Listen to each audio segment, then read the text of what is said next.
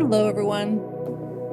Margaret here, family recovery specialist. And I wanted to jump on because yesterday, when I was traveling back from Bermuda, which is my home, I witnessed something that just raised lots of thoughts, questions, and reactions in me and many other people. So I was in a lounge, one of the airline lounges, and there was appeared to be an intoxicated woman there and her companion. And she was belligerent and she was loud and she was aggressive. And the bartender had refused to serve her. And I was sitting next to two ladies who were really aggravated by this behavior, wanted the police to be called. Why doesn't she move on? This has been going on for a long time because I hadn't heard the beginning of it. And I found myself starting to feel the same way.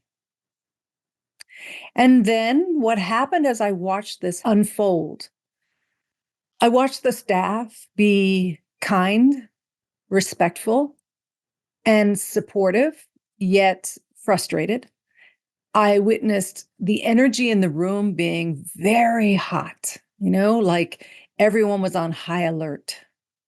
I watched myself sitting there feeling calm, but observing and curious, trying to figure out the story in my head of what had happened here.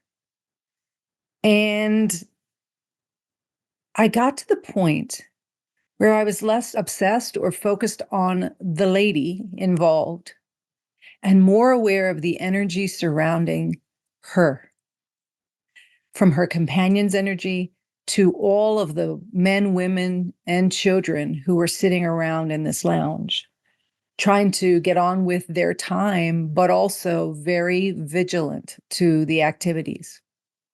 And then I felt it heighten even more when a physical altercation happened and the police came. And I found myself wondering, as the lovely waitress kept coming by and checking in with me, because I was quite close, and asking me questions. And I shared a little bit about what I do. And in that moment, I realized what I was aware of was the implications of this family disease on the people surrounding the person who is struggling in it.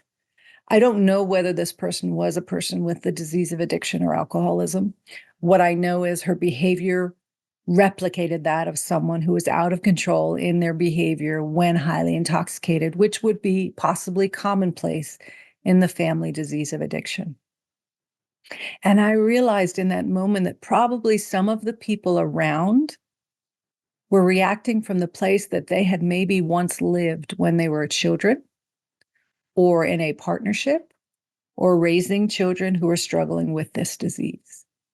And my heart was filled with compassion for how painful and raw and reactive we can get when we are triggered into our old wounds and don't realize even in the moment that that's what happens because we're so focused on being upset with the woman at the bar.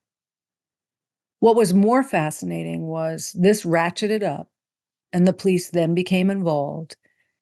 And then the couple, the man and the woman in question, were removed from the lounge by the police. And the main person who had been dealing with this woman, the manager, was visibly shook up. She was the one who received the altercation. And she tried very hard to maintain her composure, but was so surprised at this behavior in her career. And then after the lady left, the room energy was just different. It was suddenly like people could take a deep breath. People weren't hyper aware or on high watch or feeling anxious because of what was going to happen next. They weren't antagonistic either. And then there was some discussion of people who were reflecting and complimenting the team on how they handled it and glad she was gone. Glad she was gone. Yes, because she was disruptive, I get it. But on the flip side of it, How many of us struggle with that? When we want them to be well, but when they're not well, their behavior is so unmanageable that we just want them to be out of our face, not to have to see the disease in action so clearly in those ugly moments. And my heart went out to the, I don't know, 50 to 100 people in that lounge, wondering how many of them were people who had lived through this family disease in some capacity and never received the care, education, support they deserved. And I felt sad. I felt sad at this generational illness continuing to impact families, even when they may no longer be dealing with it in their direct family, because somebody has gotten well and they've received treatment. But those who've never gotten resources for this family disease as an affected loved one carry that forward in every aspect of their life. Work, vacation, traveling, going to the grocery store.